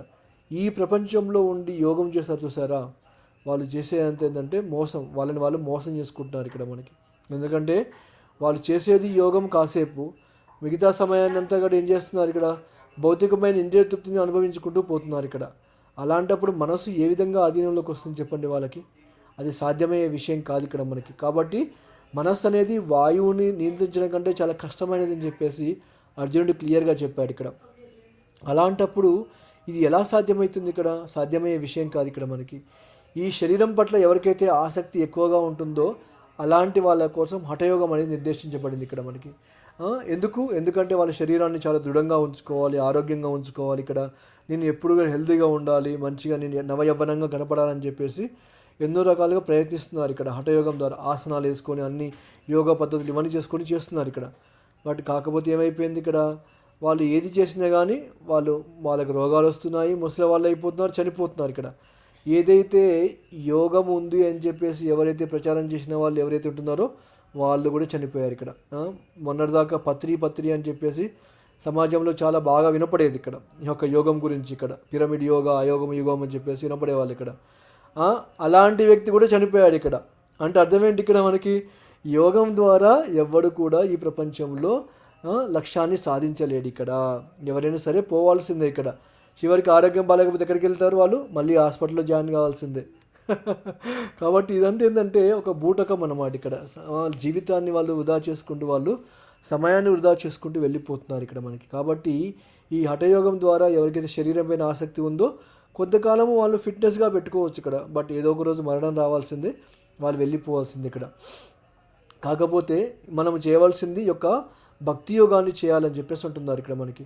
ఈ యొక్క హఠయోగం ఏదైతే ఉంటుందో, అంటే ఆసనాలు వేయడం ఏదైతే ఉంటుందో, ఇది ఆచరించడానికి చాలా కష్టమైందని చెప్పేసి అర్జునుడు శ్రీకృష్ణుడితో ఎప్పుడైతే చెప్పాడో అప్పుడు భగవంతుడు ఏమన్నాడు ఇక్కడ? అర్జునుడిని శాంతపరుస్తూ, నువ్వు ఎవరినైనా తన గురించి నిరంతరం ఎప్పుడైతే చింతిస్తాడో అతను యోగులంటే కూడా గొప్ప ఉత్తమమైన యోగి అని చెప్పేసి అన్నాడు ఇక్కడ. యోగినామపి సర్వేషాం మద్గతేన అంతరాత్మనః శ్రద్ధావాన్మో భజతేయం తమే యుక్త సమోమత అని చెప్పేసి కృష్ణుడు భగవద్గీతలో క్లియర్గా చెప్పాడు ఇక్కడ. యోగినామపి సర్వేషాం మద్గతేన అంతర్మని, ఎవరైతే భగవంతుని యొక్క ధ్యానంలో ఎవరైతే ఉండిపోతారో, భక్తి మార్గంలో ఎవరైతే ఉంటున్నారో అలాంటి యోగి ఉత్తమమైన యోగి అని చెప్పేసి భగవంతుడే స్వయంగా చెప్పాడు ఇక్కడ. ఏదైతే ఈ యొక్క యోగాలు చేసుకొని ఎవరైతే భగవంతుని పొందాలని చెప్పి అనుకుంటున్నారో అలాంటి భగవంతుడే చెప్తున్నాడు క్లియర్గా ఇక్కడ. అందరికంటే యోగుల కంటే గొప్ప వ్యక్తి ఎవరైతే ఉంటున్నారో ఏంటి? ఎవరైతే భగవంతుని ఎల్లప్పుడూ నిరంతరం చింతిస్తారో, అది ఇంపార్టెంట్ ఇక్కడ మనకి. మద్గతేన అంతరాత్మన, వాళ్ళు ఆ యొక్క అంతరంలో ఎప్పుడు భగవంతుడి గురించి చింతించే వాళ్ళు ఎవరైతే ఉంటున్నారో అలాంటి వ్యక్తి ఉత్తమమైన యోగి అని చెప్పేసి భగవంతుడు స్వయంగా 6వ అధ్యాయంలో క్లియర్గా చెప్పాడు. ఇక్కడ అర్జునుడికి శ్రీకృష్ణుడు తప్ప మరేమీ తెలియదు ఆయనకి ఇక్కడ. కాబట్టి అతడు యుద్ధరంగంలో ఏం చేశాడు, తన వైపు ఉండమని చెప్పి ప్రార్థించాడు. ఇక్కడ దుర్యోధనుడు ఏం చేశాడు, ఇక్కడ ఆయన ఒకసారి యుద్ధము మొదలు కాకముందుకు, మీకు అందరికీ తెలిసే ఉంటుంది, ఇక్కడ మళ్ళీ ఒకసారి చెప్తున్నాను. ఇక్కడ యుద్ధము మొదలు కాకముందుకు ఏమైపోయింది, ఒక రోజు రాత్రి, ఒక రాత్రి కాదు, ఒకసారి వెళ్ళారు కృష్ణుడు ఉన్న ప్రదేశానికి దుర్యోధనుడు అర్జునుడు ఇద్దరు వెళ్ళారనమాట. ఇక్కడ అప్పుడు వెళ్ళేసరికల్లా ఏమైపోయింది, దుర్యోధనుడు వెళ్ళేసరికల్లా కృష్ణుడు పడుకొని ఉన్నాడు అనమాట. ఇక్కడ పడుకొని ఉన్నప్పుడు దుర్యోధనుడు ఏం చేశాడు, కృష్ణుడి పక్కన నిలబడి ఉన్నాడు. ఇక్కడ తర్వాత అదే సమయానికి అర్జునుడు కూడా వచ్చాడు. ఇక్కడ అర్జునుడు వచ్చినప్పుడు ఏం చేస్తాడు, ఆ యొక్క భగవంతుని యొక్క పాదపద్మాల దగ్గర కూర్చొని భగవంతుడి కోసం ఎదురు చూస్తున్నాడు అనమాట. ఇక్కడ ఎప్పుడైతే కృష్ణుడు కళ్ళు తెరిచి చూశాడో అర్జునుడు చూడడం మొదలుపెట్టిందనమాట. అప్పుడు ఏమి కావాలి అని చెప్పేసి ఇద్దరిని వరాన్ని కోరాడు. ఇక్కడ ఎందుకు వచ్చారు మీరు, ఏమి కావాలని చెప్పేసి కోరినప్పుడు అప్పుడు ఈ యొక్క దుర్యోధనుడు ఏమన్నాడు, ఇక్కడ నీకు 18 యొక్క సైనిక అక్షౌహిణీలు ఏవైతే ఉంటాయో అవన్నీ కూడా ఒకవైపు ఉంటాయి నావి, నేను ఒకవైపు ఉంటాను, మీకు ఏం కావాలో కోరుకోమని చెప్పేసి అన్నాడు. ఇక్కడ మనకి ఈ యొక్క దుర్యోధనుడు ఏం చెప్పాడు, ఇక్కడ నాకు ఈ సైన్యమే కావాలి ఇక్కడ నాకు. ఇక్కడ ఎందుకు ఈ యొక్క దుర్యోధనుడు తన యొక్క కృష్ణుని యొక్క సైన్యాన్ని మొత్తాన్ని తీసుకుందామని చెప్పేసి ఒప్పుకున్నాడు. ఇక్కడ మరి అర్జునుడు ఏమన్నాడు, ఇక్కడ అర్జునుడు లేదు నాకు ఎవరొద్దు, నీకు సైన్యం వద్దు, నాకు ఎవరు వద్దు, నాకు నువ్వు ఉంటే చాలు అని చెప్పేసి కృష్ణుడు చెప్పడం కూడా జరిగిపోయింది అనమాట. ఇక్కడ అప్పుడు అర్జునుడు అష్టాంగ యోగ పద్ధతిని ఆచరించలేకపోయినా కానీ భగవంతుని శాంతపరచడం, అంటే అతన్ని శాంతపరచడం కోసం శ్రీకృష్ణ భగవానుడు ఏం చేశాడు, ఇక్కడ నువ్వు చింతించవద్దని చెప్పాడు అనమాట. ఇక్కడ ఎందుకు, ఎవరైతే నన్ను ధ్యానిస్తూ ఉంటున్నారో అతని అత్యున్నతమైన యోగి అని చెప్పేసి అనుకున్నారు. ఇక్కడ మనకి దీన్ని బట్టి మనం అర్థం చేసుకోవాలి, ఇక్కడ మనకి మన జీవితంలో ఎన్ని అయినా ఉండొచ్చు, మనకి డబ్బులు ఉండొచ్చు, పేరు పలుకుబడి, లేకపోతే ఆస్తులు, లేకపోతే ఇంకా ఏదైనా ఉండవచ్చు. ఇక్కడ మనము వాటిని పెంచుకున్నాం అనుకోండి భగవంతునితో దూరంగా ఉంటాం. ఇక్కడ అర్జునుడిలాగా మనం భగవంతుని ఎంచుకున్నాం అనుకోండి మిగతావన్నీ కూడా ఆటోమేటిక్గా వచ్చేస్తాయి అన్నమాట. ఇక్కడ మనకి రైట్. ఇప్పుడు అర్జునుడు కృష్ణుడిని ఎంచుకున్నాడు కాబట్టి ఏమైపోయింది, యుద్ధము గెలిచాడు, రాజ్యము వచ్చింది, తర్వాత సుఖంగా కూడా జీవించడం అనేది జరిగిందనమాట. ఇక్కడ మనకి ఆ విధంగా మనము ఈ సంపద ఏదైతే ఉంటుందో దాని గురించి మనం ఎక్కువగా పట్టించుకోవాల్సిన అవసరం లేదు. భగవంతుడు దొరకకపోతే, భగవంతుని మీద భక్తి కనుక మనకు రాకపోతే దానికి వల్ల మనం బాధపడాలి ఇక్కడ మనకి రైట్. అది ఇంపార్టెంట్. ఇక్కడ మనకి భగవంతుడు భక్తి చేయలేకపోతున్నానే, భగవంతుడికి నా యొక్క మనసు పూర్తిగా కేంద్రీకరించలేకపోతున్నానే అనే భావన మనలో ఉందనుకోండి, అది నిజమైన జీవితం మనకి. ఇక్కడ అలాంటి భావన మనలో పెంచుకోవడానికి ప్రయత్నించాలి ఇక్కడ మనకి. కాబట్టి ఈ యొక్క అర్జునుడు ఏం చేస్తున్నారు, ఇక్కడ అష్టాంగ యోగ పద్ధతిని ఆచరించలేకున్నా కానీ భగవంతుని కృష్ణుడు ఏం చేస్తాడు, అర్జునుడిని శాంతపరిచాడు అన్నమాట. ఇక్కడ నేను నీ వైపు ఉంటాను, నువ్వు సరిగ్గా ఉండమని, అంటే నువ్వు యుద్ధం చేయమని చెప్పాడు అనమాట. ఇక్కడ భగవంతుడు మనందరి హృదయాల్లో నిలిచి ఉన్నాడని చెప్పేసి మనం ఎప్పుడు కూడా గుర్తుపెట్టుకోవాలి. ఇక్కడ ఇది సరి అయిన ధ్యానయోగ పద్ధతి అనమాట ఇక్కడ మనకి రైట్.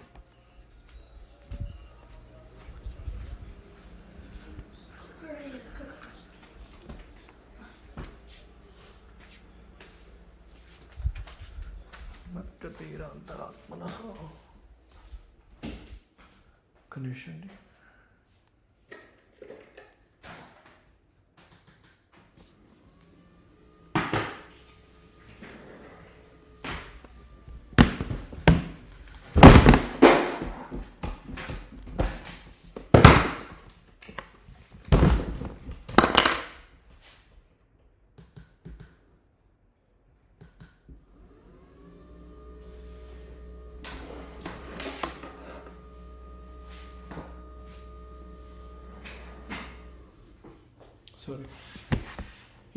ఇక్కడ ఏం చెప్తున్నానంటే, ఎవరైతే భగవంతుని నిరంతరం ఎవరైతే ధ్యానిస్తూ ఉంటారో అతడు గొప్ప యోగి అని చెప్పేసి కూడా భగవంతుడు ఇక్కడ భగవద్గీత ద్వారా మనకి చెప్పడం కూడా జరిగిపోయింది. ఇక్కడ మనకి ఇది నిజమైన ధ్యానయోగ పద్ధతి. అంటే ఇక్కడ ఎల్లప్పుడూ భగవంతుని స్మరించుకుంటూ వెళ్ళిపోవడమే నిజమైన ధ్యానయోగ పద్ధతి. ఇక్కడ మనం ఎప్పుడైతే భగవంతుని అలా ఎప్పుడు మన యొక్క హృదయంలో ఎలా ఉంచుకోవాలి, ఇక్కడ మనకి దానికి ఉన్న ఏకైక మార్గం ఏంటిది, ఈ మహామంత్రాన్ని జపం చేయడం ఇక్కడ మనకి రైట్.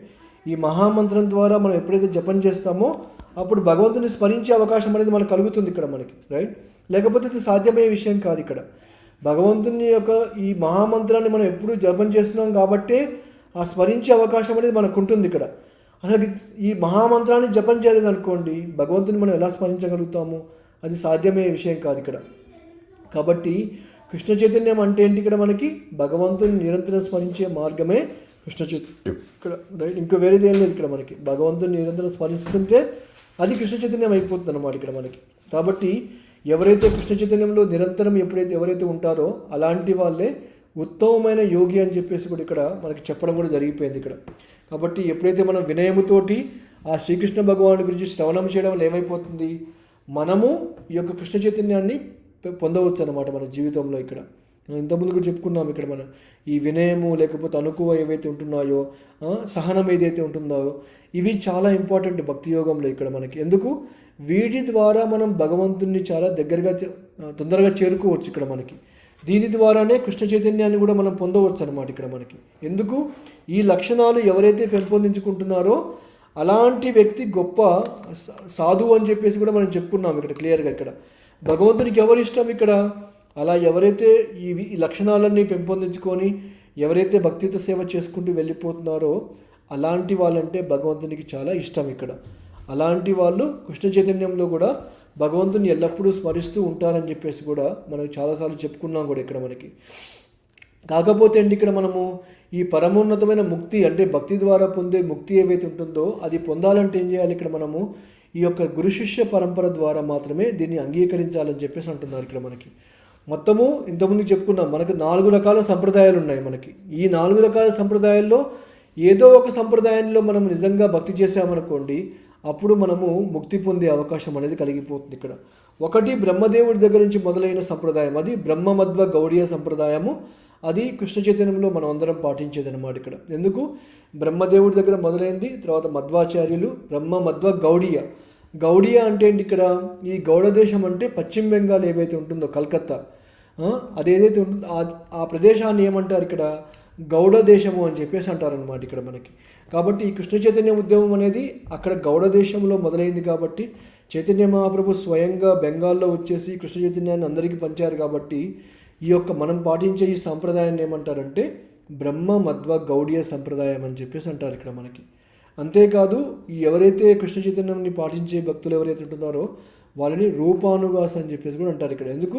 మనందరికీ కూడా ప్రామాణికమైన ఆచార్యుడు ఎవరంటే మనకి వైష్ణవ ఈ సంప్రదాయంలో రూపగోస్వామి మన యొక్క ప్రామాణికమైన సంప్రదాయ ఆచార్యుడు అనమాట ఇక్కడ. అందుకని మనల్ని రూప అనుగాస్ అంటే ఇక్కడ రూపగోస్వామి యొక్క అడుగుజాడల్లో మనం ఫాలో అవుతున్నాం కాబట్టి మనల్ని రూపానుగాస్ అని చెప్పేసి అనడం కూడా జరిగిపోయింది ఇక్కడ. కాబట్టి అలా వచ్చిన ఒక సంప్రదాయం ఏంటి ఇక్కడ? ఈ బ్రహ్మమధ్వ గౌడీయ సంప్రదాయము. అది ఈ కృష్ణ చైతన్యంలో మనందరం పాటించేది ఇక్కడ.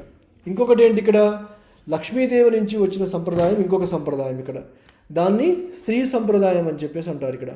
మరి ఇప్పుడు చిన్నజీయర్ స్వామి కానీ లేకపోతే రామానుజాచార్యులు కానీ వీళ్ళందరూ యొక్క పాటించిన సంప్రదాయం ఏదైతే ఉంటుందో దాన్ని శ్రీ సంప్రదాయం అంటారు ఇక్కడ. ఎందుకు? ఇది లక్ష్మీదేవి దగ్గర నుంచి వచ్చింది కాబట్టి అందుకని ఆమెని శ్రీ సంప్రదాయం అని చెప్పేసి అంటారు ఇక్కడ.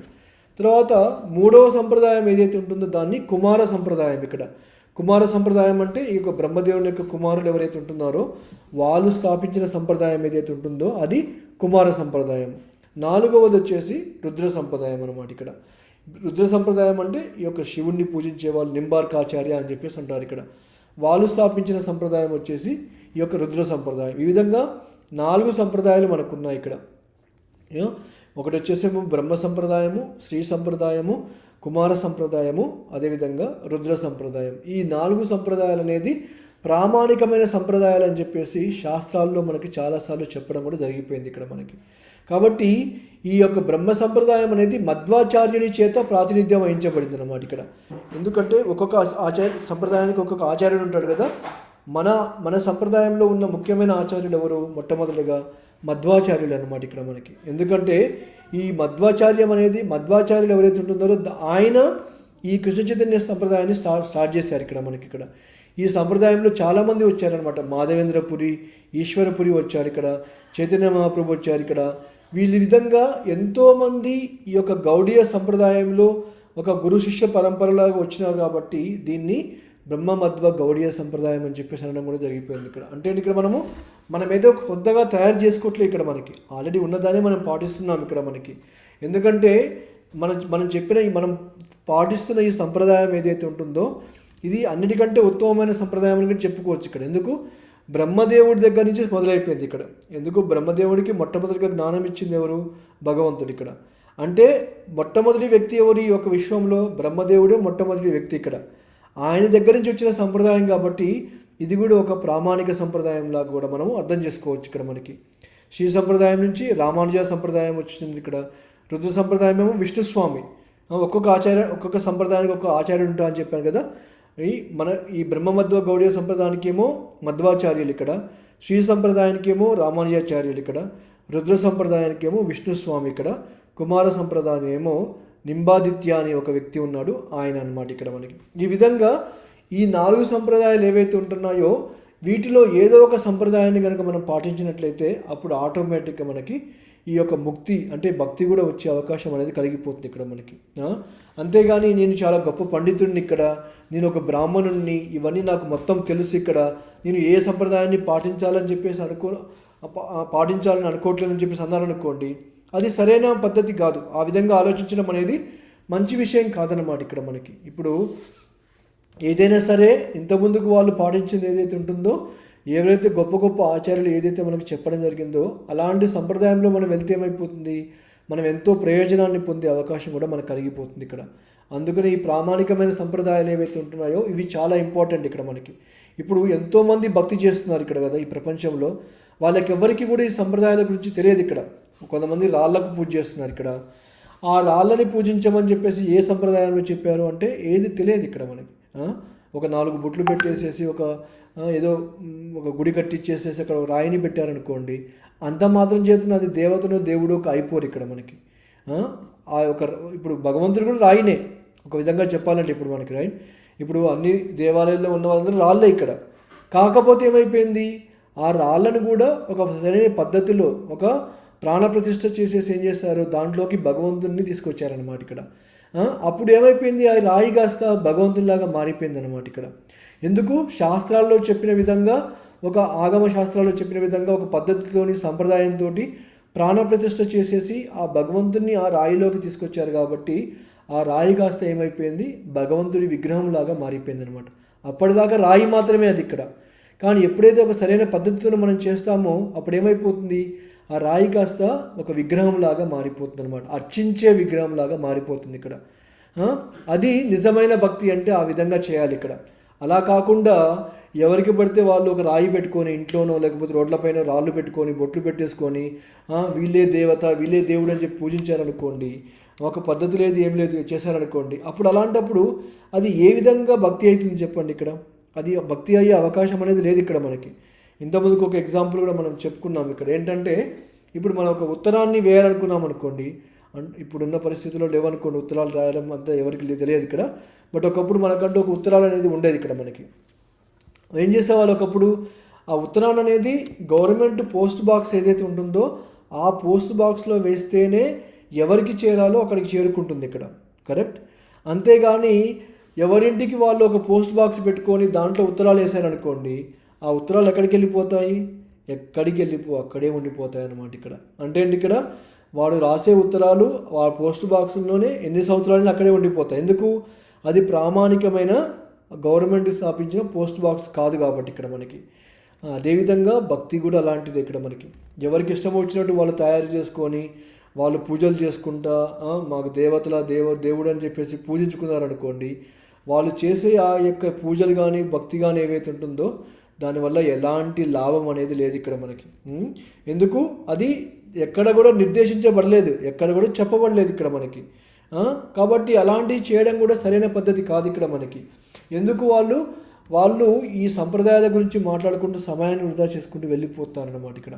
వాళ్ళ సొంతంగా వ్యాఖ్యానాలు చెప్పుకుంటున్నారు ఇక్కడ, వాళ్ళ సొంతంగా తయారు చేసుకుంటున్నారు ఇక్కడ. ఏమనంటే మాకు తాతల నుంచి వచ్చింది, ముత్తాతల నుంచి వచ్చింది ఇక్కడ, మా ఇంట్లో వంశపారంపర్యంగా వస్తుందని చెప్పేసి అంటున్నారు ఇక్కడ. అవును వస్తుంది, వాళ్ళకి తెలియదు కాబట్టి వాళ్ళు చేశారు ఇక్కడ. తెలిసిన తర్వాత మనమేం చేయాలి అనేది ఇంపార్టెంట్ ఇక్కడ. జ్ఞానం లేదు కాబట్టి ఏం చేస్తున్నారు ఇక్కడ, ఇంతకుముందుకు వాళ్ళు ఏదైతే చేశారో వీళ్ళు కూడా అదే చేస్తున్నారు ఇక్కడ. వాళ్ళు ఒక దారి తప్పిపోయి వెళ్ళిపోతున్నారు ఇక్కడ. వీళ్ళు కూడా అదే దారిలో పోయేసి వీళ్ళు కూడా తప్పు చేసుకుంటూ వెళ్ళిపోతున్నారు అన్నమాట ఇక్కడ మనకి. కాబట్టి అందుకనే జ్ఞానము, అది కూడా ఆధ్యాత్మిక జ్ఞానం అనేది చాలా చాలా చాలా ఇంపార్టెంట్ ఇక్కడ. ఎస్పెషల్లీ భక్తి జీవితంలో ఎప్పుడైతే మనం భక్తి చేస్తున్నామో ఆ చేసినప్పుడు మనం ఆలోచించుకోవాల్సింది ఏంటంటే, నేను చేసేది ఏ విధంగా ఇది కరెక్టు, ఎక్కడ చెప్పబడింది, ఈ ప్రామాణిక తత్వాన్ని ఎవరు చెప్పారు అనేది మనం తెలుసుకోవడం అనేది చాలా చాలా ఇంపార్టెంట్ అనే విషయం అన్నమాట ఇక్కడ. లేకపోతే ఏమైపోతుందంటే జీవితం అంతా కూడా చేయరానివన్నీ చేసేసి ఎక్కడ చెప్పరానివన్నీ చేసేసి ఏం చేసుకుంటున్నారు ఇక్కడ, జీవితాన్ని వృధా చేసుకొని భంగపడిపోతున్నారు అనమాట. చివరికి జీవితం చివరిలో ఏమైపోతున్నారు, ఆ మరణం ముందు ఓడిపోతున్నారు ఇక్కడ మనకి అంతా కూడా. కాబట్టి మనం అర్థం చేసుకోవాల్సిందంటే ఎవరికి వాళ్ళు సొంత వ్యాఖ్యానాలతోటి, సొంత పూజలతోటి, సొంత దేవుళ్ళతోని ఎప్పుడు కూడా మనం వెళ్ళకూడదు ఇక్కడ మనకి. ఎందుకంటే అవన్నీ వ్యర్థమైపోతున్నాయి అనమాట ఇక్కడ మనకి. అలాంటి వల్ల ఎలాంటి లాభం అనేది చేకూరదు ఇప్పుడు మనకి, రైట్. ఆ పోస్ట్ బాక్స్ నేను ఇంట్లో తయారు చేసుకొని పెట్టుకొని అక్కడే ఉత్తరాలు వేసుకున్నాను అనుకోండి, అవి ఎక్కడికి పోవు, చేరాల్సిన వాడి దగ్గరికి చేరిపోవు అన్నమాట ఇక్కడ. అదేవిధంగా ఇప్పుడు ఎవరైతే సొంతంగా వాళ్ళు సొంత వ్యాఖ్యానాలతోని భక్తి ఇదే భక్తి అనుకొని నేను చేసేదే కరెక్ట్ అని చెప్పి అనుకొని వాళ్ళు అలా చేసుకుంటూ వెళ్ళిపోయారు అనుకోండి, ఎలాంటి లాభం అనేది వాళ్ళకి రావట్లేదు ఇక్కడ. ఆ విషయం అనేది చాలామందికి అర్థం కావట్లేదు ఇక్కడ. ఈ జ్ఞాన మార్గంలోకి వచ్చినప్పుడు మాత్రమే ఆ విషయాన్ని మనం తెలుసుకోగలుగుతాం ఇక్కడ. అందుకని ఇక్కడ బ్రహ్మదేవుడు, నారదముని, మధ్వాచార్యుడు, మాధవేంద్రపురి, ఈశ్వరపురి, ఈ చైతన్యంబల వీళ్ళందరూ కూడా ఒక సత్యాన్ని స్థాపించారు ఇక్కడ. మనం ఈ యొక్క గొప్ప ఆచార్యులందరూ కూడా పండితులమని పిలుచుకునే వారిలో దోషం అంటే వాళ్ళు గొప్ప పండితులని చెప్పుకోవట్లేరు ఇక్కడ. నేను నా గురువుని ఆశ్రయించాను ఇక్కడ, వాళ్ళు వాళ్ళ గురువుని ఆశ్రయించారని చెప్పుకుంటున్నారు తప్పిస్తే వాళ్ళ గురించి గొప్పగా ఎవరు చెప్పట్లేరు ఇక్కడ మనకి. ఈ భౌతిక జగత్తులో ఉన్న శాస్త్రవేత్తలు కానీ తాత్విక వేదులు ఏవైతే ఉంటున్నారో వాళ్ళు సరైన నిర్ణయానికి రావచ్చు రాకపోవచ్చు ఇక్కడ మనకి. వాళ్ళు ఏం చెప్తారు ఇక్కడ, ఏదైనా చేసినప్పుడు వాళ్ళు ఏం చెప్తారంటే ఇది కావచ్చు, ఇది లేకపోతే ఇలా అవి ఉండవచ్చు అని చెప్పేసి అంటారు తప్పిస్తే వాళ్ళ దగ్గర 100% ప్రూఫ్ అనేది ఉండదు వాళ్ళ దగ్గర. ఆ ప్రామాణికం అనేది వాళ్ళ దగ్గర ఉండదన్నమాట ఇక్కడ. అందుకనే ఏం చేస్తున్నారు ఇక్కడ, ఏదైతే ఒక శాస్త్రవేత్త నిరూపించింది ఏదైతే ఉంటుందో కొన్ని సంవత్సరాల తర్వాత వేరే వాడు వచ్చి ఏం చేస్తాడు, వాడు చేసింది తప్పు అంటాడు అనమాట ఇక్కడ. అంటే ఇక్కడ ఎవరు చేసేది కూడా కరెక్ట్ కాదని చెప్పేసి అర్థం చేసుకోవాలి ఇక్కడ. ఈరోజు కరెక్ట్ అయినది రేపు నిజం కాకపోవచ్చు, అది మారిపోతుంది ఇక్కడ. భౌతిక ప్రపంచంలో ఏవైతే శాస్త్రవేత్తలు తాత్వికులు ఎవరైతే వాళ్ళు కనుగొంటున్నారో లేవైతే తెలుసుకుంటున్నారో అది ఈరోజు నిజం కావచ్చు ఇక్కడ, కానీ ముందు అది అబద్ధం అయిపోతుంది అనమాట ఇక్కడ.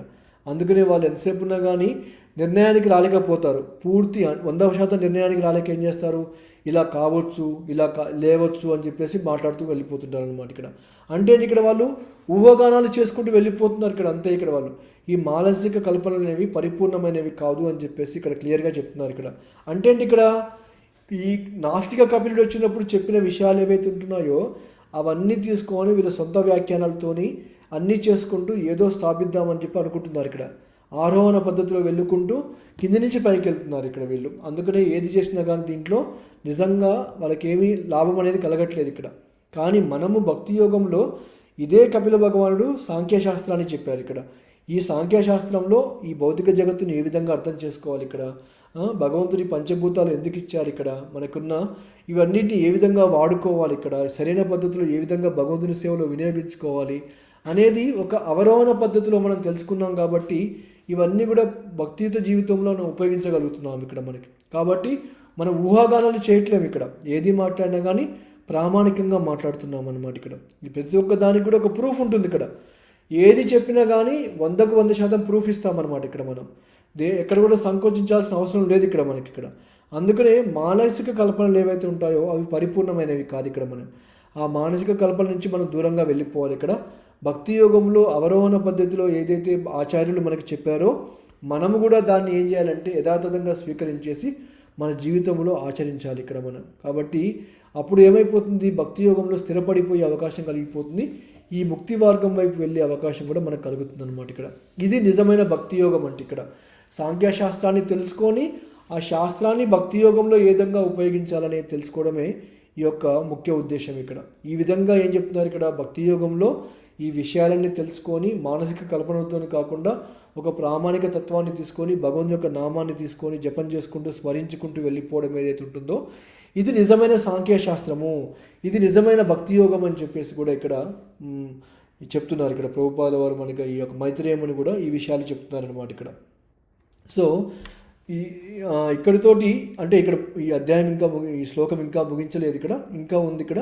బట్ ఈరోజు మనం చెప్పుకునేది ఏంటంటే రెండు రకాల కపిలుడు ఉన్నారు. ఒకడు నాస్తిక కపిలుడు, ఒకరు ఈ యొక్క భగవంతుడైన కపిల భగవానుడు అనమాట. ఇక్కడ ఇద్దరూ సాంఖ్యశాస్త్రాన్ని చెప్పారు. ఇక్కడ నాస్తిక కపిలుడు చెప్పిన దాన్ని శాస్త్రవేత్తలు వాళ్ళందరూ ఏం చేసి తీసుకొని వాళ్ళు ఆరోహణ పద్ధతిలో వెళ్ళేసి తెలుసుకుందామని చెప్పి ప్రయత్నిస్తున్నారు ఇక్కడ. కానీ వాళ్ళకి ఎప్పుడు కూడా లాభం అనేది కలగట్లేదు ఇక్కడ. కానీ మనం ఏం చేస్తున్నాం ఇక్కడ అవరోహణ పద్ధతిలో ఒక గురు శిష్య పరంపర ద్వారా ఈ జ్ఞానాన్ని తెలుసుకొని ఏది నిజమైన సాంఖ్యతత్వము, ఆ సాంఖ్యతత్వాన్ని భక్తి యోగంలో ఏ విధంగా అర్థం చేసుకోవాలనేది మనం తెలుసుకోవడం జరిగింది ఇక్కడ. కాబట్టి ఈ 4 సంప్రదాయాలు ఏవైతే ఉన్నాయో ఇది చాలా ప్రామాణికమైన సంప్రదాయాలు ఇక్కడ. వీటిని పాటించి కనుక మనం వెళ్ళామనుకోండి, మనం ముక్తి పొందే అవకాశం కూడా మనకు కలుగుతుంది ఇక్కడ. ఓకేనా? సో ఇది ఇక్కడ మనం నెక్స్ట్ ప్రవచనంలో ఇంకా దీని గురించి మనం చెప్పుకుంటూ ముందుకెళ్ళిపోయే ప్రయత్నం చేద్దాం. ఓకే, హరే కృష్ణ. హరే కృష్ణ ప్రభు. హరే కృష్ణ. ప్రభు నాస్తిక కపిలుడు ఎప్పుడు వచ్చాడు ప్రభు? ఆయన తర్వాత రావడం జరిగింది ఇక్కడ. ఆయన వచ్చిన సమయం అనేది నాకు తెలియదు, కాకపోతే బట్ ఈ యొక్క కపిల భగవానుడు వచ్చిన తర్వాత వచ్చాడు ఇక్కడ నాస్తికమైన కపిలుడు ఇక్కడ. ఆయన అప్పుడు వచ్చి ఏం చెప్పాడు ఇక్కడ, ఈ యొక్క సాంఖ్యశాస్త్రం గురించి చెప్పాడు ఇక్కడ మనకి.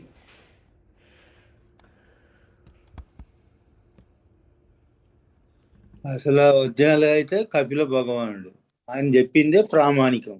ఎస్, కపిల భగవానుడు చెప్పింది ప్రామాణికం మనకి. అది నిజమైన సాంఖ్యశాస్త్రం లాగా మనం భావించాలి ఇక్కడ మనం.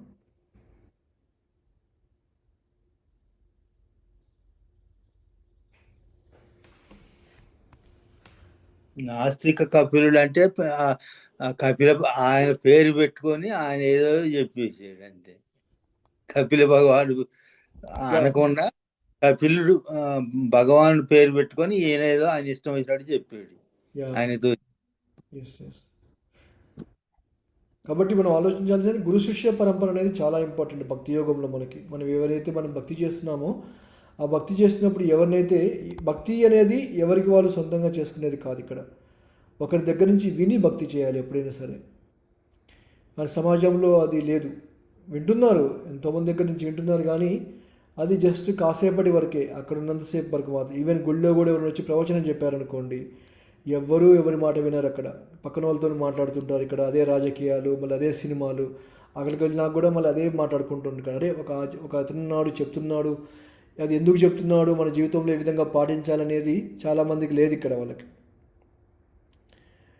రైట్? సో అందువల్ల ఏం చేస్తున్నారు, వాళ్ళు భక్తిలో పురోగతి సాధించలేకపోతున్నారు అన్నమాట ఇక్కడ. నిజమైన భక్తి యోగం అంటే ప్రామాణికమైన ఆచార్యుడిని శరణాగతి పొందేసి ఆ జ్ఞానాన్ని తీసుకొని మన జీవితంలో అవలంబించామనుకోండి, అప్పుడు అది నిజమైన భక్తి యోగంలాగా మారిపోతుంది ఇక్కడ. అంతేగాని ఇప్పుడు ఈ భౌతిక ప్రపంచంలో భక్తులు చాలా మంది ఉన్నారు ప్రభు. భక్తి చేస్తారు, మీరు చెప్పినట్టు ఎక్కడికి వెళ్ళినా కూడా టెంపరీ. మందిరానికి వెళ్ళారా, అన్ని రెడీ మందిరానికి వెళ్తారు, పూలు అవి తీసుకొని. ఆడికి వెళ్ళి అక్కడ ఈ ప్రవచనాలు జరుగుతున్న వాటి గురించి పట్టించుకోరు. వాళ్ళు అక్కడ జరుగుతూ ఉంటుందో వీళ్ళు మాట్లాడుకున్నారు. భక్తిలోకి రావడం అనేది ఎంత సులభమైన విషయం కాదు ఇక్కడ. అంటే ఎంతోమంది వింటారు, కానీ అందరూ కూడా ఈ మార్గంలోకి రాలేరు ఇక్కడ. దానికి ఒక సమయం అనేది రావాలి ఇక్కడ మనకి. ఆ సమయం అది సాధ్యమవుతుంది ఇక్కడ మనకి. ఈ ఇంద్రియ తృప్తిని ఎప్పుడైతే వదులుకోగలుగుతారో భౌతిక విషయాల మీద అనాసక్తి చూపెట్టి ఆధ్యాత్మిక విషయాలపై ఆసక్తి చూపెట్టినప్పుడే భక్తిలోకి రాగలుగుతారు. ఎస్, కరెక్ట్ అండి. అందుకని ఆధ్యాత్మిక విషయాలపై ఆసక్తి చూపెట్టాలంటే ఒక ప్రామాణికమైన గురువుని ఎంచుకోవాలి. ఆయనకి శరణాగతి పొంది అప్పుడు భక్తి చేస్తే అది సరైన మార్గంలో వెళ్తారు. నిరంతరము వాళ్ళు ఉన్నంత కాలం భక్తిలోనే కొనసాగుతారు.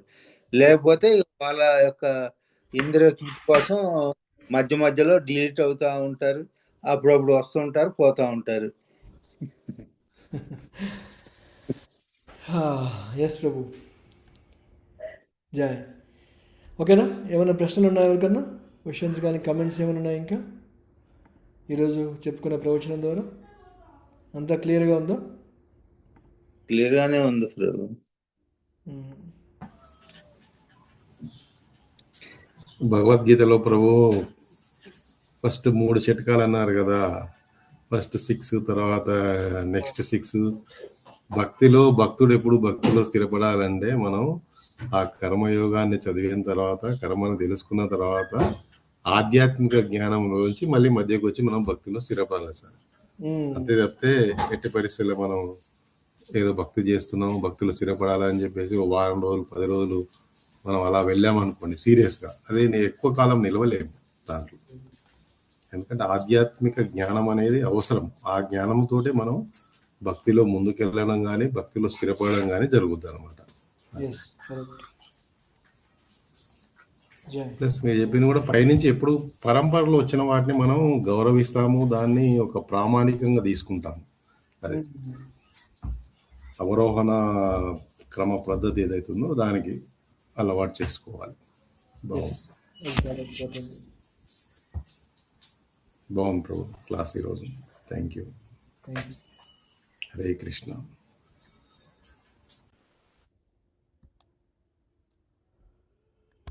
ఓకే అండి, ధన్యవాదాలు. మళ్ళీ మనము నెక్స్ట్ ప్రవచనంలో కలుసుకుందాం. ఓకేనా? హరే కృష్ణ. హరే కృష్ణ హరే కృష్ణ కృష్ణ కృష్ణ హరే హరే, హరే రామ రామ రామ హరే హరే. శీల ప్రభుపాద కీ జై, అనంత కోటి వైష్ణవ బృంద కీ జై. ఓం తత్సత్. హరే కృష్ణ. శ్రీకృష్ణ పరబ్రహ్మ శ్రీ కృష్ణ పరబ్రహ్మ శ్రీ శరణాల విందాల కర్పణమస్తు. హరే